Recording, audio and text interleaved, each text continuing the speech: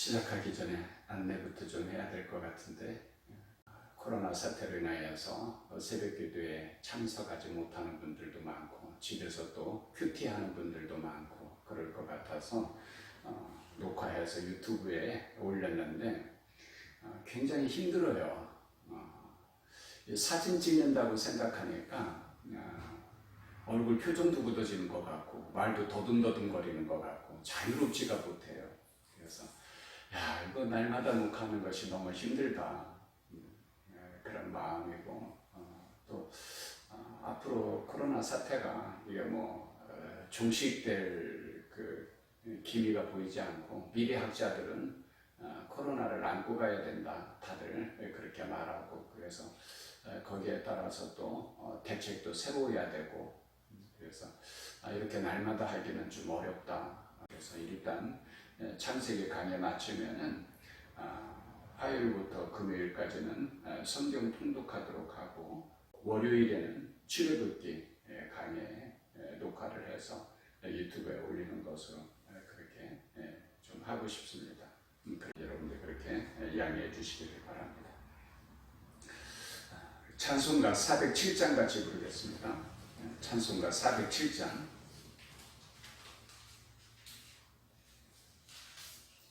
구주와 함께 나 죽었으니 구주와 함께 나 살았도다. 영광의 그날에 이르도록 언제나 주만 바라봅니다. 언제나 주는 날 사랑하사 언제나 새 생명 주시나니 영광의 그날에 이르도록 언제나 주만 바라봅니다. 맘속에 시험을 받을 때와 무거운 근심이 있을 때에 주께서 그때도 같이 하사 언제나 나를 도와주시네. 언제나 주는 날 사랑하사 언제나 새 생명 주시나니 영광의 그날에 이르도록 언제나 주만 바라봅니다. 뼈 아픈 눈물을 흘릴 때와 쓰라린 참으로 단식할 때 주께서 그때도 같이 하사 언제나 나를 생각하시네. 아멘. 언제나 주는 날 사랑하사 언제나 새 생명 주시나니 영광의 그날에 이르도록 언제나 주만 바라봅니다. 내 몸의 약함을 아시는 주 못 고칠 질병이 아주 없네. 괴로운 날이나 기쁜 때나 언제나 나와 함께 계시네. 아멘.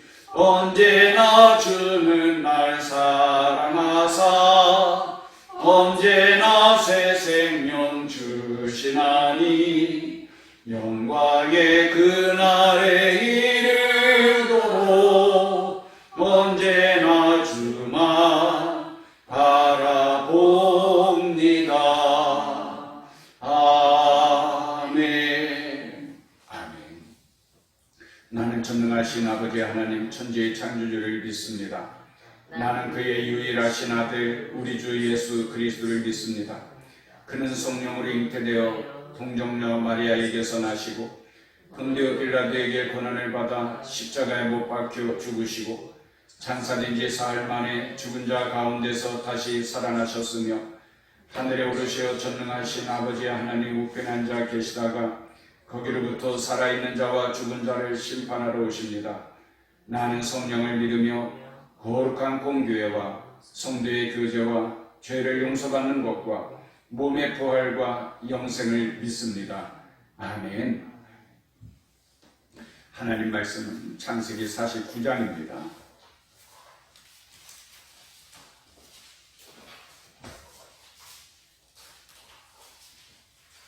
창세기 49장 말씀 같이 있습니다. 야곱이 그 아들들을 불러 이르되 너희는 모이라. 너희가 후일에 당할 일을 내가 너희에게 이르리라. 너희는 모여 들으라. 야곱의 아들들아 너희 아버지 이스라엘에게 들을지어다. 루벤아 너는 내 장자요 내 능력이요 내 기력의 시작이라. 위풍이 올등하고 권능이 탁월하다마는 물의 끓음 같았은즉 너는 탁월하지 못하리니 네가 아버지의 침상에 올라 더럽혔음이로다. 그가 내 침상에 올랐었도다. 시몬과 레위는 형제요 그들의 칼은 폭력의 도구로다. 모의에 상관하지 말지어다. 내 영광아 그들의 집회에 참여하지 말지어다. 그들이 그들의 분노대로 사람을 죽이고 그들의 혈기대로 소의 발목 힘줄을 끊었음이로다. 그 노여움이 혹독하니 저주를 받을 것이요 분기가 맹렬하니 저주를 받을 것이라. 내가 그들을 야곱 중에서 나누며 이스라엘 중에서 흩으리로다. 유다야 너는 내 형제의 찬송이 될지라. 네 손이 네 원수의 목을 잡을 것이요 네 아버지의 아들들이 내 앞에 절하리로다. 유다는 사자 새끼로다. 내 아들아 너는 움킨 것을 찢고 올라갔도다. 그가 엎드리고 웅크림이 수사자 같고 암사자 같으니 누가 그를 범할 수 있으랴. 그가 유다를 떠나지 아니하며 통치자의 지팡이가 그 발 사이에서 떠나지 아니하기를 실로가 오시기까지 이르리니 그에게 모든 백성이 복종하리로다. 그의 나귀를 포도나무에 내며 그의 암나귀 새끼를 아름다운 포도나무에 낼 것이요 또 그 옷을 포도주에 빨며 그의 복장을 포도주에 빨리로다. 그의 눈은 포도주로 인하여 붉겠고 그의 이는 우유로 말미암아 희리로다. 수불로는 해변에 거주하리니 그곳은 배 매는 해변이라. 그의 경계가 시돈까지 이르로다. 이사가는 양의 우리 사이에 꿇어앉은 건장한 나귀로다. 그는 쉴 곳을 보고 좋게 여기며 토지를 보고 아름답게 여기고 어깨를 내려 짐을 메고 앞제 아래에서 섬기리로다. 다는 이스라엘의 한 지파같이 그의 백성을 심판하리로다. 다는 길섭의 뱀이요 새길의 독사로다. 말복을 붙어서 그 탄자를 뒤로 떨어지게 하리로다. 여호와여 나는 주의 구원을 기다리리이다. 갓은 군대의 추격을 받으나 도리어 그 뒤를 추격하리로다. 아셀에게서 나는 먹을 것은 기름진 것이라. 그가 왕의 수라상을 차리리로다. 납달리는 노인 암사슴이라. 아름다운 소리를 바라는도다. 요셉은 무성한 가지 곧 생곁에 무성한 가지라. 그 가지가 담을 넘었도다. 팔 쏘는 자가 그를 학대하며 적개심을 가지고 그를 쏘았으나 요셉의 발은 도리어 굳세며 그의 팔은 힘이 있으니 이는 야곱의 전능자 이스라엘의 반석인 목자의 손을 힘입음이라.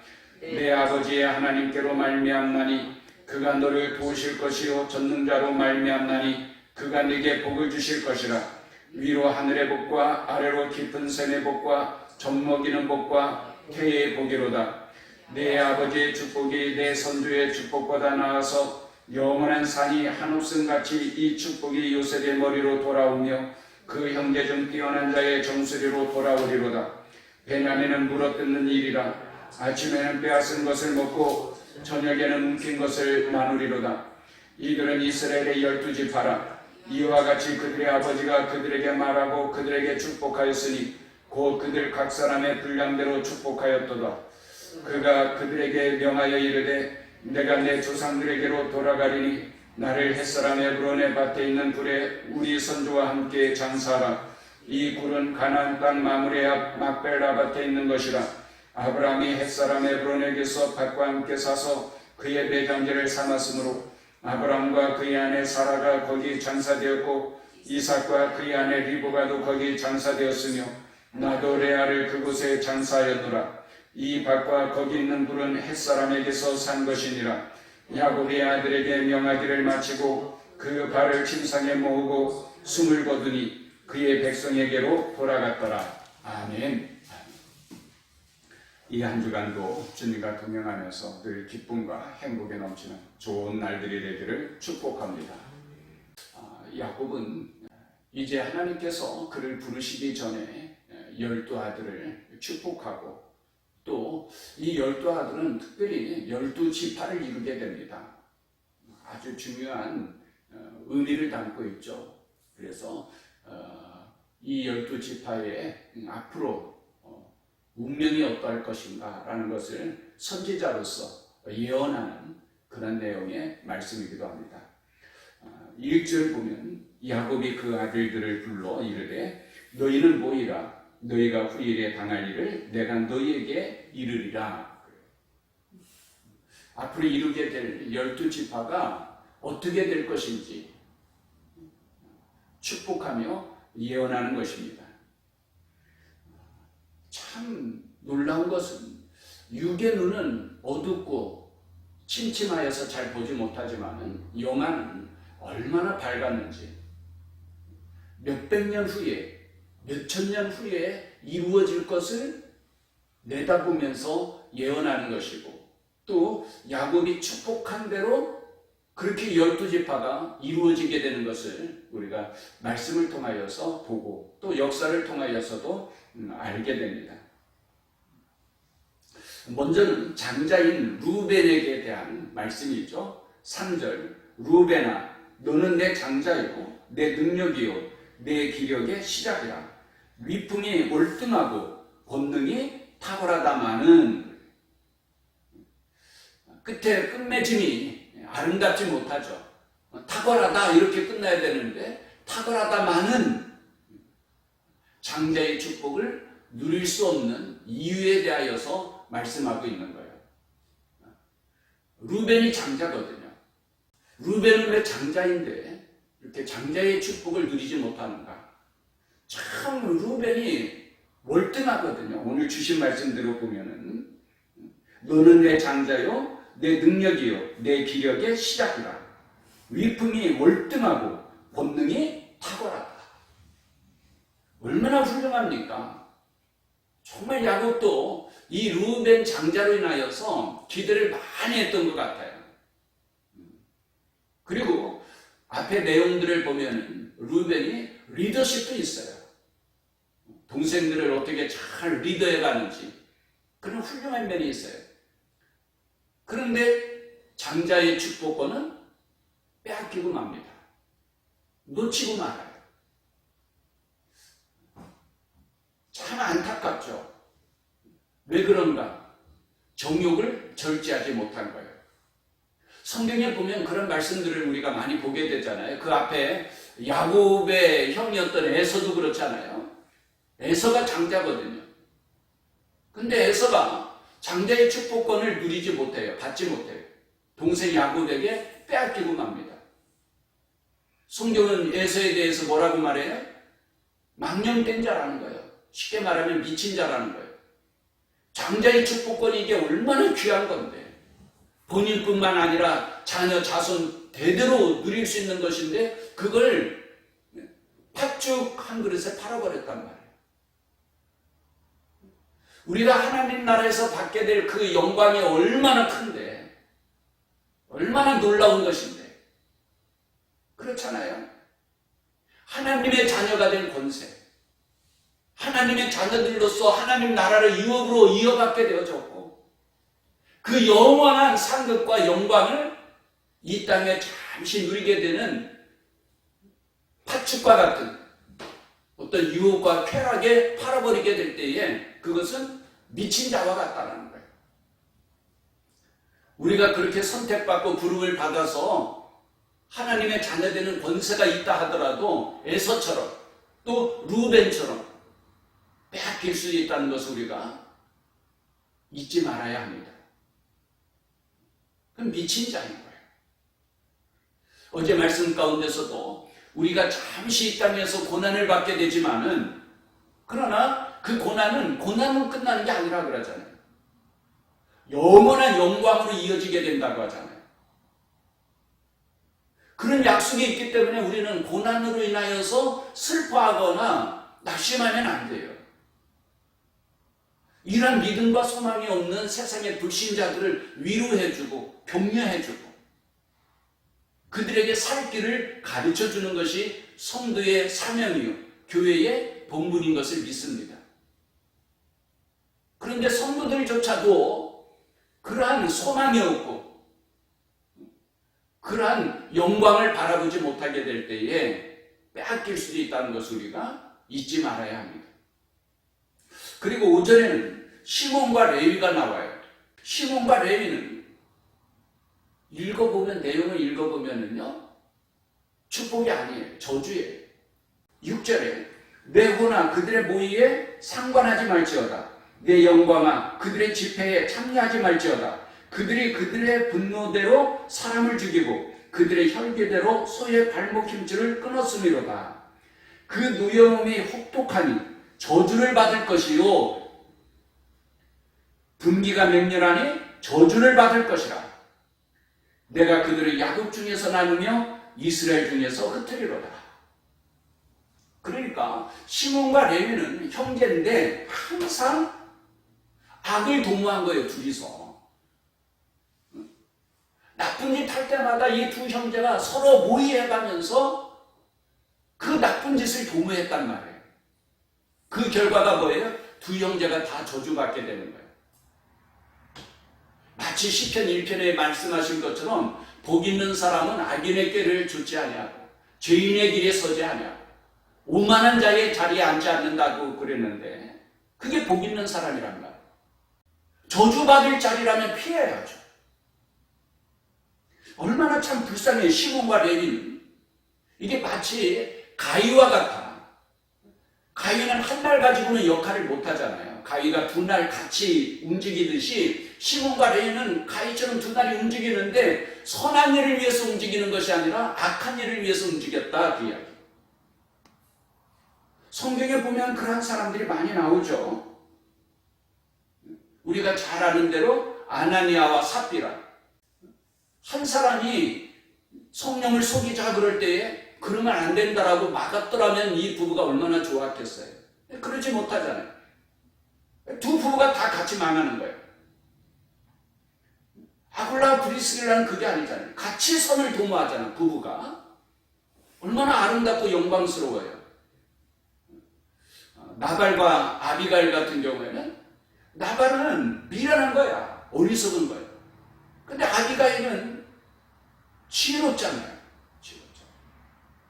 그러니까 남편 나발이 잘못 판단해서 잘못 결정해서 집안이 다 망하게 될 때 뭐예요?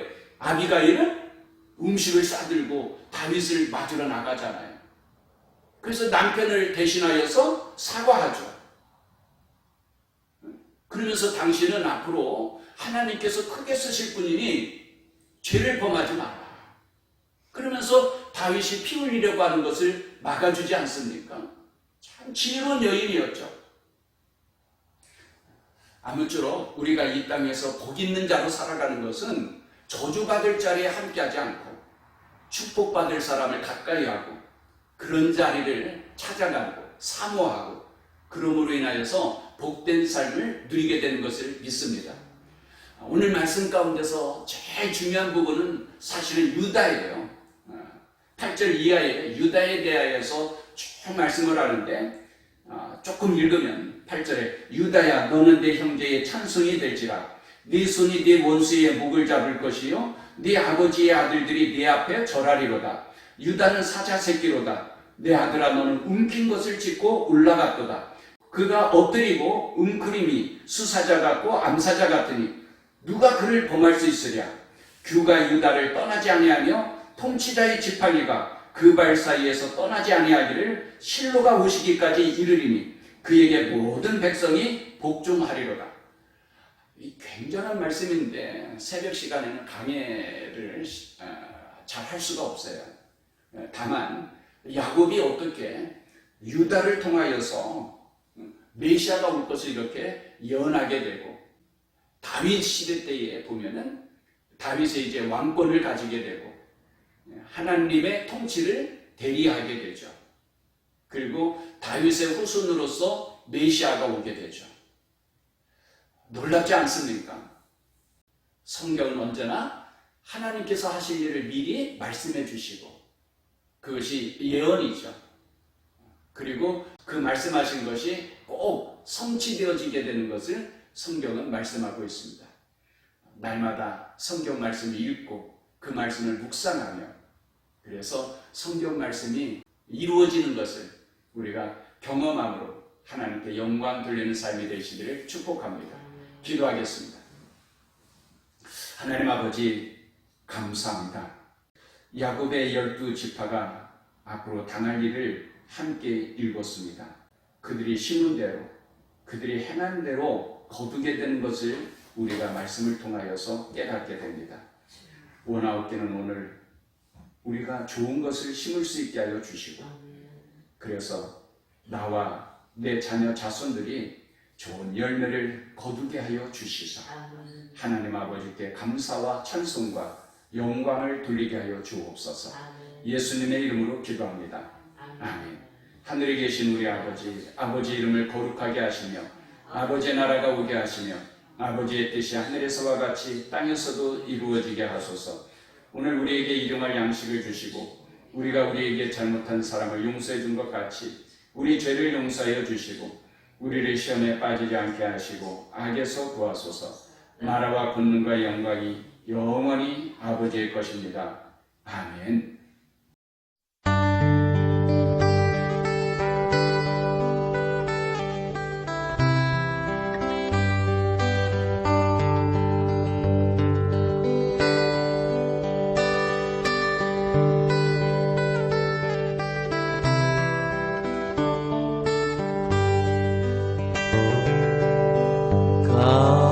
가을밤 외로운 밤 벌레 우는 밤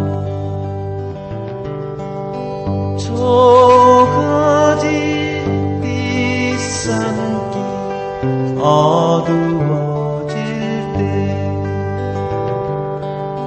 엄마 품이 그리워 눈물 나오며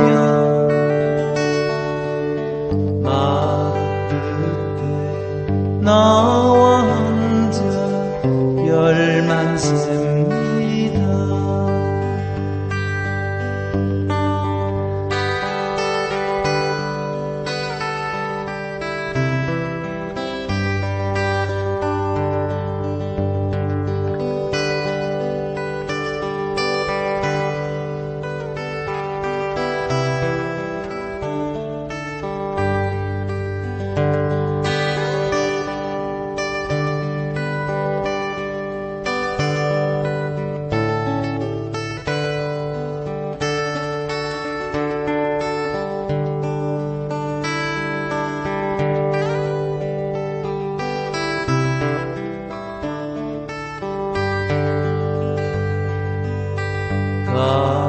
가을밤 고요한 밤 잠 안 오는 밤 기러기 울음소리 높고 낮을 때 엄마 품이 그리워 눈물 나오며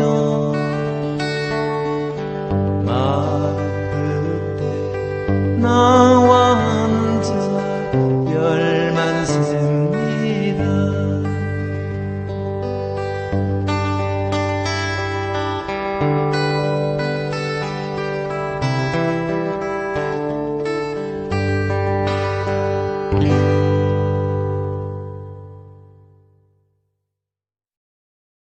샬롬. 오늘은 역사와 지리를 읽는 성경 10째 시간입니다. 암 환자를 위로하는 행사에 역시 암으로 고생하는 분이 하프 공연을 하는 순서가 있었습니다. 이분이 무대에 나와서 자신을 소개하는데 모든 분들이 감동의 눈물을 흘렸다고 합니다. 그는 소개하기를 저는 기네스북에 올라갈 수 있는 사람입니다. 수술을 지금까지 28번이나 했거든요. 저는 백수입니다. 직장을 잘라내서 직장이 없으니까요. 그리고 계급은 졸병입니다. 대장도 잘라내서 대장할 수가 없기 때문입니다. 저는 백수라서 시간이 많고 계급은 졸병이라서 섬기는 일을 잘할 수 있습니다. 이렇게 봉사하면서 살아갈 수 있는 것이 얼마나 감사하고 얼마나 행복한지요. 그럼 지금부터 하프를 연주하겠습니다. 절망할 수밖에 없는 상황 속에서도 어떻게 유머 감각을 잃지 않고 행복하게 살 수 있는 것인지, 자신도 지탱하기 어려운 상황 속에서도 어떻게 다른 사람들을 위로하고 다른 사람들에게 용기를 줄 수 있는지, 그런 여유와 힘은 어디에서 나오는 것인지. 모든 사람들이 코로나 팬데믹으로 인하여 1년 가까이 고생하고 있는데, 코로나가 재유행함으로 인하여서 사람들이 지치고 낙심에 빠지는 사람들이 많습니다. 이러한 때에 하나님의 자녀들이, 교회가 그들을 위로하고 그들에게 용기와 소망을 줄 수 있다면 얼마나 좋을까요?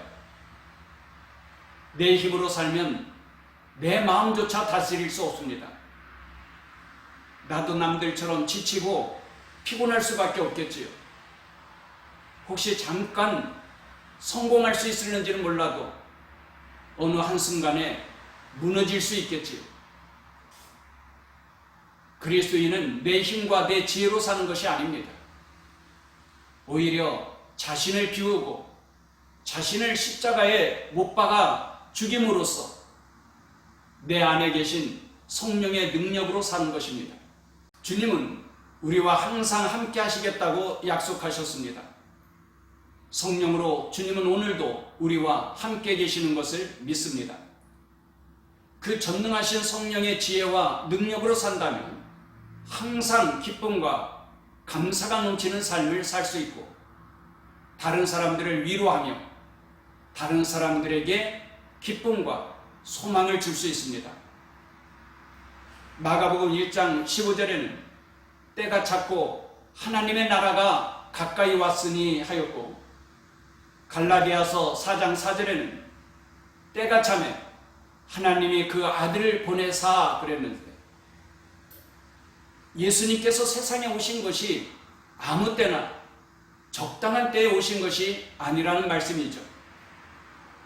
하나님은 아담과 하와가 범죄한 이후에 메시아를 약속해 주셨고, 그래서 구약 성경에 나오는 선지자들과 이스라엘 백성들은 오래도록 메시아를 기다려왔습니다. 그렇게 몇천 년이 지나고 나서야 드디어 예수 그리스도께서 이 세상에 오신 것이죠. 이 때에 대하여 성경은 때가 찼다라고 말씀하십니다. 그러면 때가 찼다는 의미가 무엇일까요? 여러 의미가 있겠지만 저는 세 가지를 말씀드리고자 합니다. 첫째, 로마가 길을 잘 만들었을 때입니다. 흔히 사람들은 모든 길은 로마로 통한다라고 말하지 않습니까? 로마는 육상도로뿐만 아니라 해상도로도 잘 만들어 놓았습니다. 그래서 세계 여행이 가능할 수 있었지요. 둘째는 앞에서도 팍스 로마에 대하여 말씀을 드렸는데, 비록 로마가 힘으로 권력으로 평화를 이루었지만 세계 여러 나라의 치안과 질서가 어느 정도 잘 유지되고 있었습니다. 그래서 바울 같은 사도들을 비롯하여 많은 전도자들이 세계 여행을 하면서 복음을 전할 수 있었던 것이죠. 그리고 셋째는 알렉산더가 세계를 정복하면서 세계에 헬라 문화를 심었는데, 그럼으로써 헬라어만 할 줄 알면 세계 어느 나라에서든지 의사소통이 가능할 수 있었습니다. 즉 헬라어가 오늘날 영어처럼 세계 공용어로 쓰였기 때문에 예수 그리스도의 복음을 세계에 전할 수 있었던 것이고 성경을 헬라어로 번역할 수 있었던 것이죠. 이런 준비가 다 되었을 때에 예수 그리스도께서 이 세상에 오셨다는 것입니다. 그로써 예수 그리스도의 복음을 온 세계에 전파할 수 있게 된 것이죠. 예수님께서 태어나실 때에 유다의 왕은 헤롯인데 헤롯은 왕가를 의미합니다. 그러므로 성경에 헤롯이라는 왕이 많이 나옵니다. 예수님께서 탄생하실 때의 헤롯은 대헤롯이라고 구분합니다. 헤롯은 에돔 사람인데 마카비 시대 때에 유다가 에돔을 정복합니다. 그런데 에돔 사람인 헤롯이 로마 황제 옥타비아누스를 도와주면서 로마 황제의 신임을 얻게 되고 그러면서 유다의 왕이 되었습니다. 유대 백성들은 이방인과 상종하지도 않는데 어떻게 에돔 사람이 유다를 통치할 수 있겠습니까? 그래서 헤롯은 유대 사람들의 환심을 사기 위하여 유대 사람들이 가장 소중하게 여기는 성전을 건축하기 시작합니다. 본래 헤롯은 건축광입니다. 지금도 이스라엘에 가면 그가 건축하였던 왕궁과 도시의 흔적을 볼 수 있는데 놀래서 입이 벌어질 정도입니다. 그러나 헤롯이 심혈을 기울여서 40여 년 동안 성전을 건축하였으니 얼마나 장엄하고 얼마나 아름다웠겠습니까? 유다 백성들은 솔로몬 시대 때보다도 아름답고 웅장한 성전을 보면서 얼마나 기뻐하고 자랑스러워했는지 모릅니다. 예수님의 제자들조차도 예루살렘에 오면은 그 성전을 보면서 감탄하였던 모습들을 복음서에서 볼 수 있죠. 그러나 하나님은 그 성전을 기뻐하시지 않았습니다. 헤롯이 죽고 난 이후에도 계속하여서 성전을 건축하여 주 64년에 비로소 완공합니다. 그런데 주 70년에 그 성전은 불타고 무너지고 말죠. 그러니까 완공 후 5년 만에 로마의 티토스 장군에 의하여 예루살렘 성이 함락될 때에 예루살렘 성전을 불태우고 돌 하나도 돌 위에 남지 않을 만큼 완전히 파괴해버리고 맙니다. 예수님은 이 세상에만 3년 동안 공생의 시간을 가졌습니다. 그러므로 우리는 1년 단위로 끊어서 예수님의 사역을 살펴보면 복음서를 잘 이해할 수 있습니다. 예수님은 나사렛과 갈릴리에서 사역하시다가 6월절이 되면 6월절 절기를 지키기 위하여 예루살렘에 올라가셨습니다. 그러므로 6월절을 기준으로 하여 1년씩 살펴보면 복음서를 이해하기가 쉽고 분명합니다. 예수님께서 6월절에 예루살렘에 올라가셨다가 세례 요한으로부터 세례를 받은 후에 공생애를 시작하십니다. 그리고 마지막 네 번째 6월절 때에 예루살렘에 올라가셔서 십자가에 못 박혀 돌아가십니다. 그리고 3일 후에 부활하시고 40일 뒤에 승천하시는데 그때까지의 예수님의 생애가 복음서의 내용입니다. 예수님께서 승천하신 이후에는 제자들이 예수님의 말씀을 따라서 예루살렘을 떠나지 아니하고 기도에 힘쓰다가 성령 강림을 체험하게 되죠. 성령을 받은 예수님의 제자들은 예수님께서 맡겨주신 복음의 사명을 감당하는데 그것이 사도행전의 내용이고 사도들이 사역하면서 각 지역에 있는 교회들에게 쓴 편지가 서신서입니다. 신약성경을 읽을 때에도 시간과 지리적 배경을 이해하고 읽어야 성경의 내용을 쉽고 정확하게 이해할 수 있으며 더 큰 감동을 느낄 수 있습니다. 예수님의 수제자인 베드로는 예수님을 처음 어디에서 만났을까요? 많은 분들이 예수님께서 갈릴리 바다에서 고기를 잡던 베드로를 처음 만났고 갈릴리 바다에서 제자들을 부르신 것으로 생각합니다. 정말 그럴까요? 다음 시간에는 먼저 예수님께서 공생애를 시작하시기 이전에 대한 성경의 말씀을 살펴보고자 합니다. 오늘도 주님과 동행함으로 기쁨과 행복이 넘치는 좋은 날이 되기를 축복합니다. 감사합니다.